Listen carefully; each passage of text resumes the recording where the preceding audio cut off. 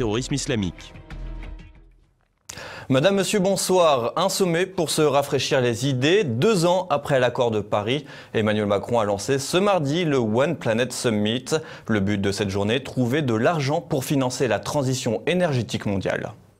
Rallumer la flamme de l'écologie, tel est l'objectif du sommet organisé ce mardi sur l'île Seguin à Boulogne-Billancourt dans les Hauts-de-Seine. Souhaité par Emmanuel Macron, le One Planet Summit s'apparente à une cure de rappel 2 ans jour pour jour après la signature de l'accord de Paris lors de la COP 21. 130 pays sont donc représentés au niveau ministériel, autour de 4000 participants. Dans la lignée des précédents rendez-vous, le One Planet Summit se veut comme un accélérateur de la lutte contre le dérèglement climatique.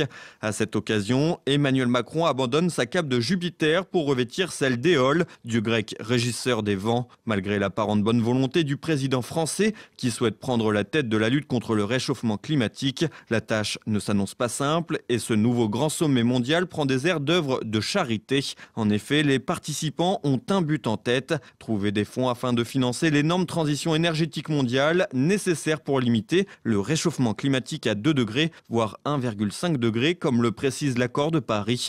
L'Union européenne, qui revendique la place de premier contributeur au monde pour le climat, avec une enveloppe de plus de 20 milliards d'euros en 2016, est encore bien loin du compte puisque les besoins sont estimés à 6 milliards de dollars par an. Le retrait de Donald Trump de l'accord de Paris ne facilite pas les choses et laisse un trou de 2 milliards d'euros. L'absence du président américain a été compensée par la venue de l'ancien gouverneur de Californie, Arnold Schwarzenegger. Ce dernier a fait le déplacement à Paris pour tenter de rassurer quant à l'implication des États-Unis.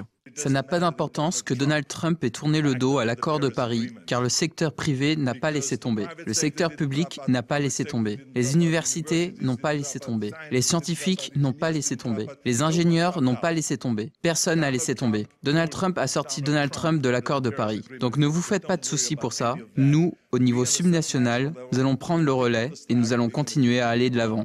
Malgré les dires du Terminator, la tâche s'annonce ardue puisque lors de la dernière COP, peu de financements nouveaux ont été annoncés. Ainsi, les élus et les organisations présentes espèrent que les États riches mettront une nouvelle fois la main à la poche, à commencer par la France. Si Emmanuel Macron souhaite porter le costume de chef de file, encore faut-il donner l'exemple. Problème, le temps presse et l'argent manque. Dans 1 an, à l'occasion de la COP 24, ce sera déjà le premier bilan de l'état de la lutte contre le réchauffement climatique.